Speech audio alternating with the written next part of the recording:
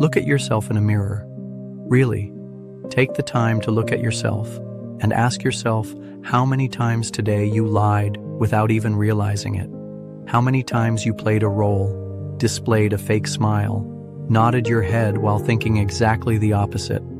The truth is, you spend your life decoding others while being yourself an indecipherable mystery to most people you encounter. And today, we're going to talk about this pathetic dance we all perform, this daily masquerade where everyone tries to pierce through others' secrets while jealously guarding their own. You think you know how to read people. You think you understand their motivations, their fears, their hidden desires, but the reality is, you project your own neuroses onto their behavior. You interpret their gestures through the distorting filter of your own traumas and expectations. When someone avoids your gaze, you immediately conclude they're lying to you, hiding something, scheming in the shadows. But you never wonder if it's simply because they find your intensity disturbing, because you have this particularly annoying way of staring at people as if you want to dissect them alive. The eyes, those famous mirrors of the soul everyone talks about, often reflect only what you want to see there, this narcissistic projection of your own anxieties and hopes. You interpret an evasive look as guilt, too insistent a gaze as manipulation, a neutral look as indifference.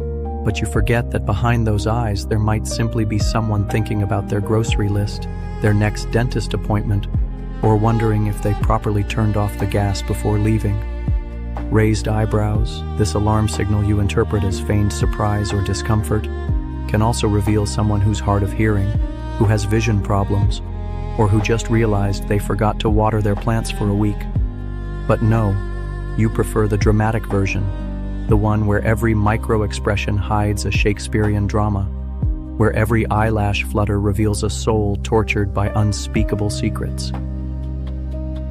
The smile, this weapon of mass seduction we all wield with varying degrees of skill, becomes under your self-proclaimed expert gaze a veritable lie detector.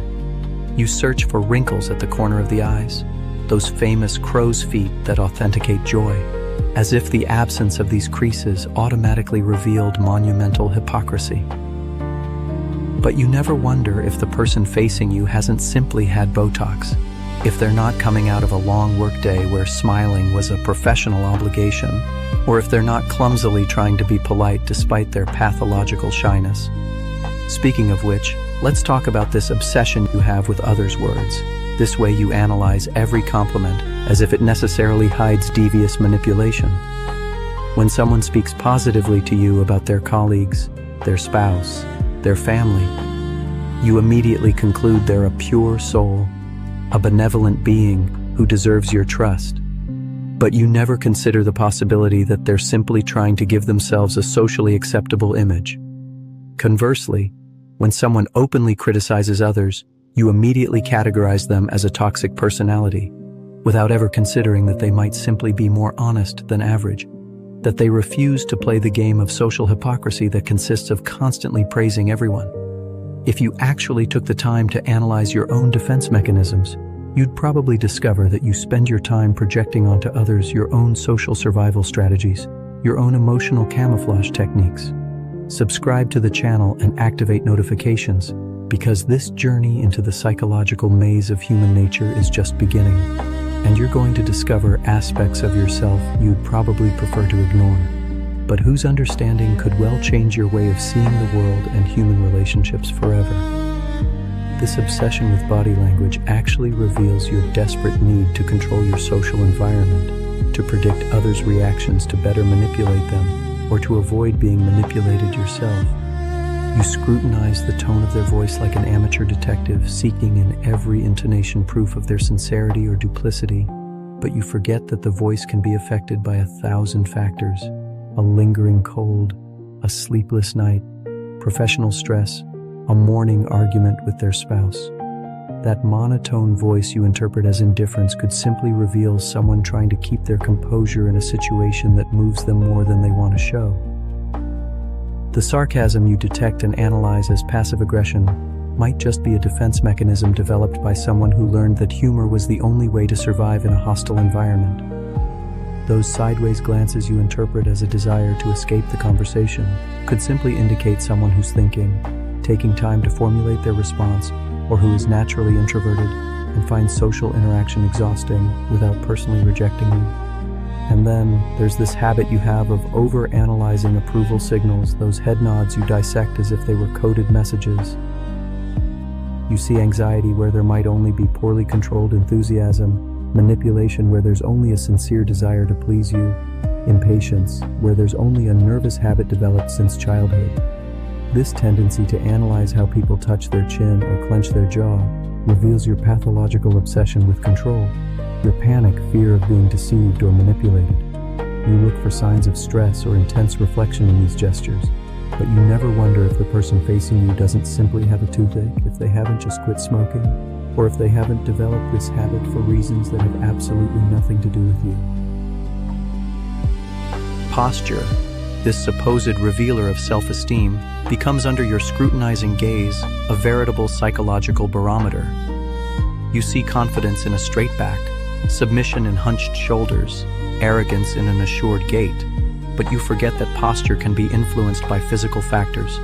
Scoliosis developed during adolescence, chronic back problems, uncomfortable shoes, or simply a particularly tiring day. Those hands rubbing together, which you interpret as a sign of positive excitement or anticipation, can also reveal someone who's cold, who suffers from eczema, or who has developed this compulsive habit to manage their generalized anxiety. The handshake, this social ritual you analyze as a personality revealer, can be affected by so many factors that your interpretation becomes laughable. A limp handshake doesn't necessarily reveal a weak personality. It might simply indicate someone suffering from arthritis, who works in a field where they need to preserve their hands, or who comes from a culture where a vigorous handshake is considered aggressive. A crushing handshake doesn't automatically mean domination or arrogance. It might reveal someone overcompensating for their nervousness, who learned that's how you should shake hands in the professional world, or who simply never learned to modulate their strength. This way, you analyze others' physical proximity, reveals your own problems with intimacy and personal boundaries. You interpret someone leaning toward you as someone confident and open, someone moving away as someone closed or hostile, but you never consider cultural differences, personal traumas, individual preferences regarding personal space. This obsession with how a mother holds her child reveals your pathological need to categorize people, to put them in reassuring boxes. You look for psychological state revelations in this intimate gesture, as if motherhood could be reduced to an arm position, as if the complexity of maternal emotions could be decrypted by a simple behavioral algorithm. Crossed arms and legs, these physical barriers you interpret as signs of closure, might simply reveal someone who's cold, who finds this position comfortable, or who's trying to hide a stain on their clothes. This foot direction you analyze as an interest indicator can be influenced by room layout, circulation problems, or painful shoes. And then there's this obsession with shoes, this conviction that shoe choice reveals deep personality. You see nervousness in impeccable shoes, aggressiveness in ankle boots, creativity in original shoes. But you forget that shoes can be dictated by budget, assistant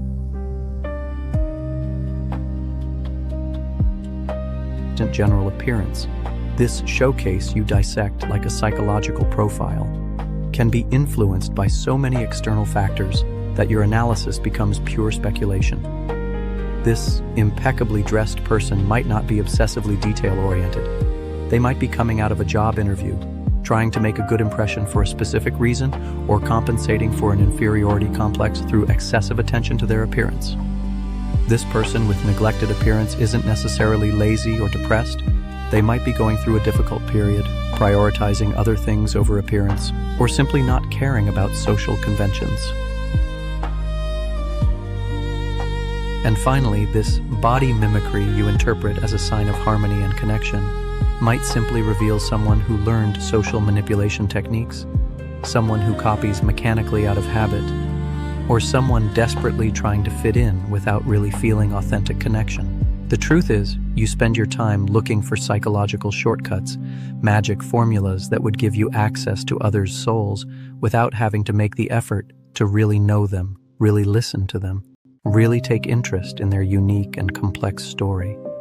You prefer ready-made reading grids, behavioral recipes, interpretation manuals that spare you the real difficulty of human relationships, the one that consists of accepting that the other remains fundamentally mysterious, unpredictable, and that no secret code will ever give you access to their deep truth.